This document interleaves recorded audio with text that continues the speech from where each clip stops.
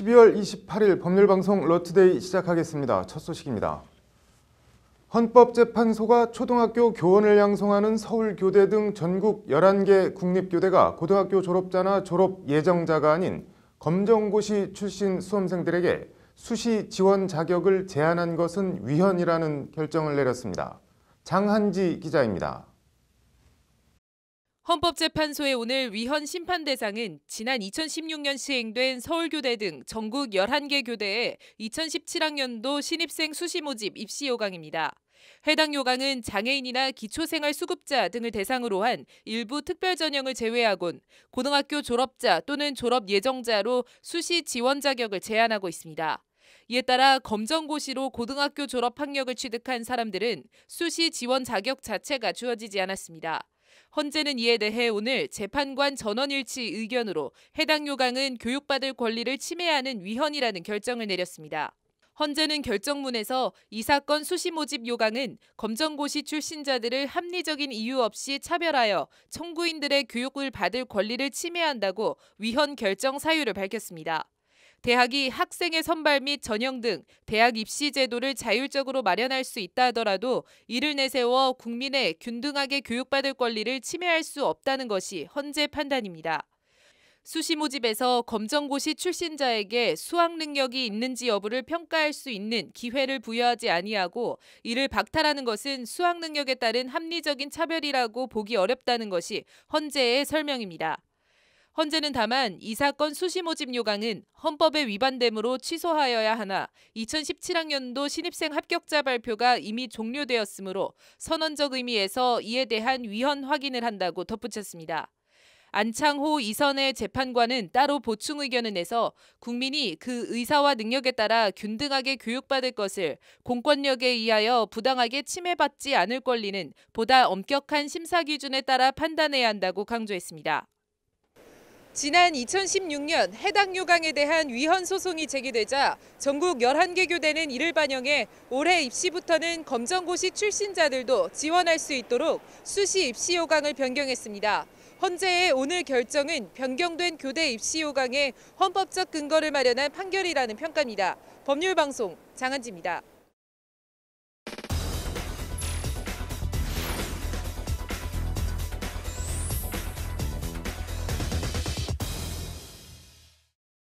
네, SNS를 뜨겁게 달구고 있는 해시태그 다스는 누구 겁니까? 이슈플러스 오늘은 말도 많고 탈도 많은 다스 검찰 수사 얘기 해보겠습니다. 이철규 기자 나와 있습니다. 이 기자, 검찰 특별수사팀의 다스 수사가 오늘부터 본격적으로 시작됐죠? 네, 오늘 문찬석 서울 동부지검 차장검사를 팀장으로 하는 검찰 다스 특별수사팀이 네. 오늘 최동영 전 다스 경리팀장을 참고인 신분으로 소환 조사하고 시작하면서 네. 본격적인 수사에 착수했는데요. 네. 이 특별수사팀을 서울중앙지검이 아닌 동부지검에 차린 이 배경은요. 네. 윤석열 서울중앙지검장이 지난 2007년 정호영 특별수사팀에 네. 파견된 전력을 고려한 것으로 보입니다. 네. 그 사소한 오해 소지 없이 다스를 철저히 수사하겠다는 문무일 검찰총장의 의지가 반영됐다는 평가입니다. 네. 오늘 검찰에 나왔다는 최동영 전 다스 경리팀장 무슨 말을 하던가요? 네, 일단 최 팀장은요. 네. 오늘 검찰에 나오면서 기자들한테 당시 당선인이 했던 말이 있는데 실제 소유자가 아니면 그런 말은 못한다고 생각한다 이렇게 말을 했는데요. 네. 다스가 이명박 전 대통령 소유가 확실하다는 것이 최 전 팀장의 주장입니다. 네. 최 전 팀장은 JTBC와의 인터뷰를 통해서도요. 네. 다스는 일개 여직원이 120억 원을 빼돌릴 수 있는 회사가 아니다. 그러면서 비자금 조성 의혹을 강하게 제기한 바 있습니다. 120억 원 횡령은 뭐고 비자금 조성 이건 또 뭔가요?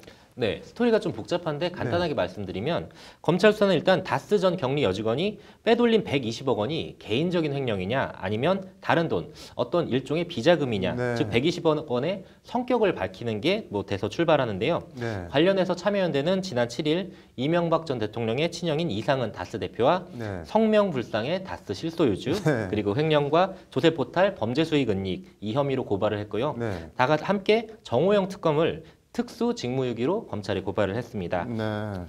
뭐 원론적인 질문으로 돌아가면은 다스는 누구 겁니까? 이거 다스 실소유주를 밝히는 게 왜 이렇게 논란이 되고 중요한 문제인 건가요? 네, 이것도 상당히 좀 장황하고 복잡한데요. 네. 요약을 하자면 결국 네. 다스는 BBK와 그 뗄래야 뗄 수 없는 쌍둥이처럼 붙어 있는 동전의 양면으로 보시면 되겠습니다. 네. 그 2007년 대선 당시에 네. 민주당 쪽에서는 수천억 원 투자 사기를 했던 BBK의 배후에 바로 다스 실소유주인 이명박 당시 대선 후보가 있다는 의혹을 제기했었고요. 네. 당시 이 후보는 그 BBK나 다스는 자신과 아무런 관련이 없다. 네. 뭐 관련 의혹을 전면적으로 부인한 바 있습니다. 네. 뭐 검찰 수사와 특검 수사까지 이어졌는데 모두 어떤 연관성이 있다는 정황을 찾지 못했다. 이런 수사 결과를 내놓았고요. 네. 결과적으로 이명박 당시 후보는 법적으로 아주 클리어된 상태에서 대통령에 취임하게 됩니다. 네. 근데 참여연대가 고발장에서 밝힌 성명불상의 다스 실소유주가 바로 이명박 전 대통령이라는 게 예. 참여연대와 고발 요지이자 검찰 수사의 핵심입니다. 네. 공소시효가 지났다거나 뭐 임박했다는 논란과 관련해서도 네. 그 참여연대와 민변은 오늘 동부지검 앞에서 기자회견을 열고요. 네.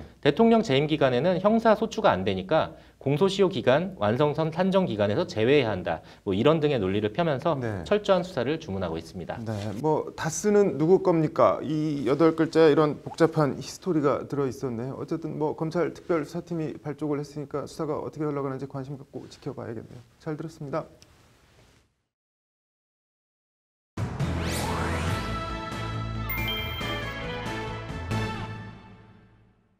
네, 김수현 변호사의 이슈 속 법과 생활, 어제 이어 오늘도 전기용품 및 생활용품 안전관리법, 전환법 얘기 더 해보겠습니다.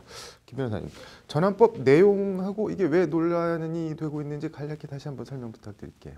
네, 전환법은 사업자들이 KC 인증을 받지 않았거나 KC 인증 표시를 하지 않은 전기용품 및 생활용품을 제조, 수입, 판매 또는 구매 대행을 할 수 없다고 명시하고 있습니다. 네. 따라서 내년 1월 1일부터는 이 의류나 안경 등 대부분의 생활용품 제조업자 또는 수입업자 그리고 구매 대행업자들 등은 이제 KC 인증을 받고 또 KC 인증 표시를 해야 하며 관련 서류들을 구비해야 합니다.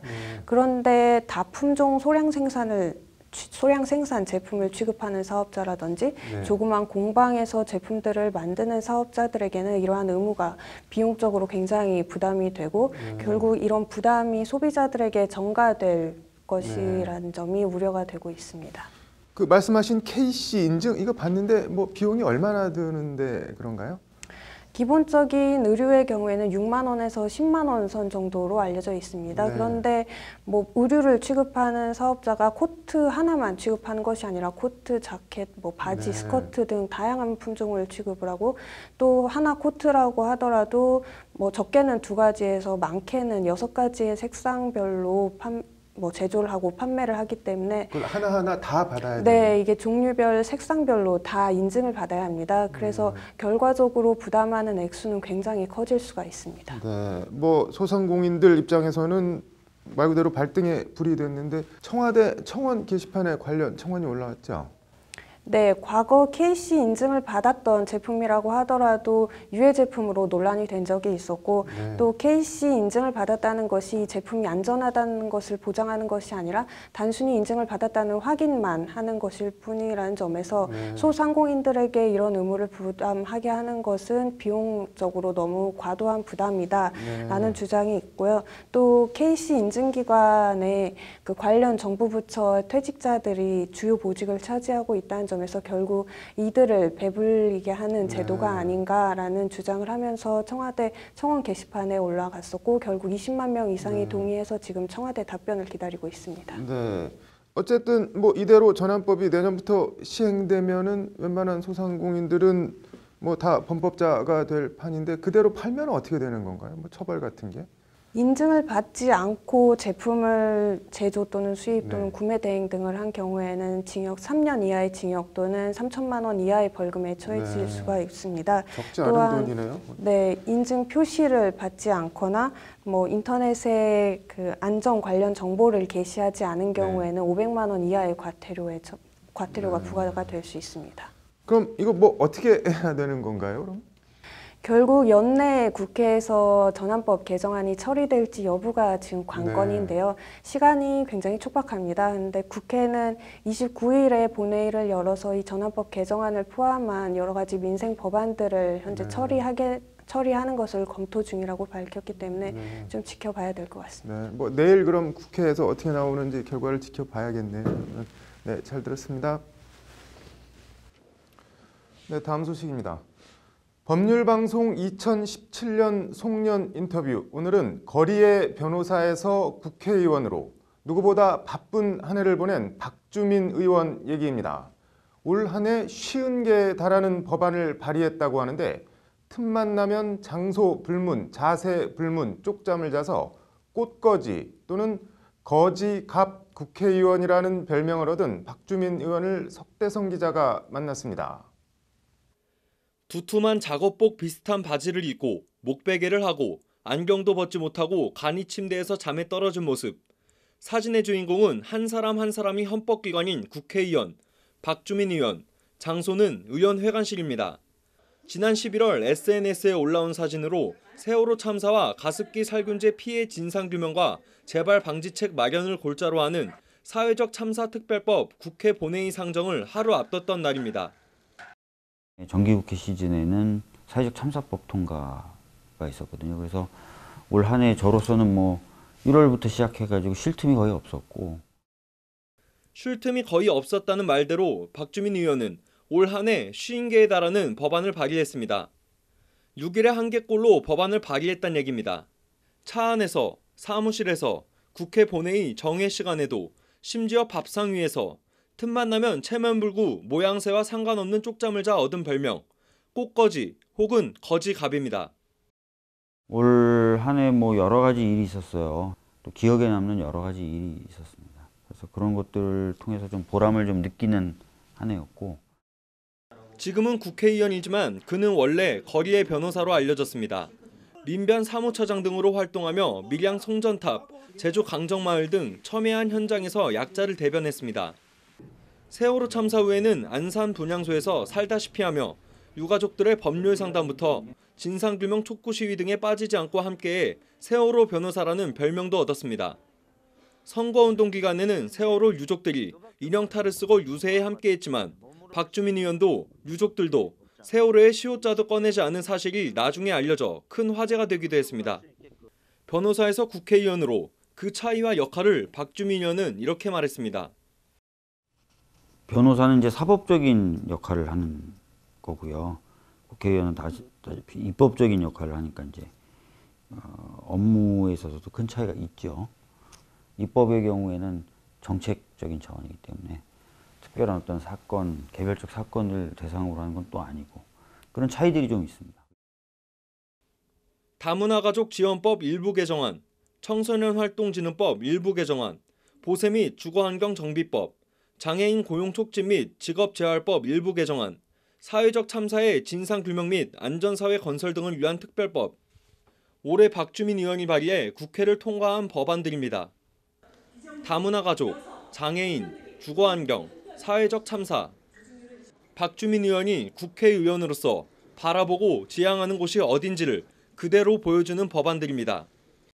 그런데 많은 국민분들께서 노심초사해 주시고 또 애를 써주셔서 큰 탈 없이 이 사회와 나라가 좀 안정을 찾고 또 새로운 전기도 지금 마련하고 있는 것 같습니다. 대단히 감사하다는 말씀을 드리고 싶고요. 50개에 달하는 법안을 발의했지만 이런저런 이유로 5개밖에 본회의를 통과하지 못한 것은 박주민 의원이 크게 아쉬워하는 부분입니다. 그게 이제 결실을 맺으려면 이제 제도적인 측면에서 안착이 돼야 되잖아요. 그러려면 입법적인 성과가 뒷받침돼야 되는데 현재 국회는 좀 그런 개혁적인 열망을 담기에 부족한 모습들 좀 보이고. 특히 국회의원 소환제 등 정치개혁 관련 법안들이 만들어져 일하는 국회, 평가받는 국회를 만들어야 한다는 게 박주민 의원의 소신입니다. 국회의원 소환제나 이런 것처럼 국회의원들이 일을 제대로 못한다거나 또는 잘못된 방향으로 일을 하면 중간에 파면도 좀 시킬 수 있고 또 국민 발안제, 의제형 국민 발안제라고 해서 핀란드처럼 국민분들이 필요한 경우에는 직접 법안도 좀 제출할 수 있고. 박 의원은 오늘 언론사 정치부 기자들의 선정으로 모범적인 의정 활동을 한 국회의원에게 주어지는 백봉신사상을 수상하기도 했습니다. 대상을 받았는데 초선 의원이 백봉신사상 대상을 수상한 건 14년 만의 일입니다. 박주민 의원은 2017년 마지막 업무일인 내일도 추가로 법안을 발의할 계획입니다. 국회의원 박주민은 그렇게 2017년을 보내고 2018년을 맡고 있습니다. 법률방송 석대성입니다. 네, 이어서 법조계 소식 전해드리겠습니다. 내년 1월 7일부터는 500만 원 이하의 벌금형에 대해서도 집행유예를 선고할 수 있게 됩니다. 또 불이익 변경 금지 원칙이 수정돼 정식 재판을 청구한 사건에 대해 기존 선고형보다 더 높은 형이 선고될 수도 있습니다. 대법원은 오늘 이 같은 내용을 포함한 민형사 등 7개 분야 21개 제도의 신설 변경 내용을 담은 2018년 달라지는 제도를 발표했습니다. 대검찰청은 오늘 안광현 전주지검 검사, 이정현 서울 남부지검 검사, 이소연 부산지검 검사 3명을 2017년 하반기 모범검사로 선정했습니다. 안 검사는 국제마약조직 일당적발, 이정현 검사와 이소연 검사는 팀제 수사로 전현직 공직기관 직원의 민관 유착 비리를 파헤친 공로를 인정받았습니다. 헌법재판소는 오늘 손창렬, 최정원, 권오용 변호사 3명을 2017년 모범 국선 대리인으로 선정해 표창했습니다. 변호인을 구하지 못해 적기에 기본권 구제를 받지 못하는 사례를 방지하기 위해 국선 대리인단을 운영하고 있는 헌재는 2008년부터 모범 국선 대리인을 선정하고 있습니다. 교원정치 기본권 찾기 연대는 오늘 국회에서 기자회견을 열고 현직 교사의 선거 출마나 정당 가입을 제한하는 법률 조항에 대해 다음 달까지 1000명의 청구인을 모집해 헌법 소원을 제기하겠다고 밝혔습니다. 이들은 45만 명 교사의 정치 기본권 회복은 민주주의 확장에 중요한 계기가 될 것이라고 주장했습니다.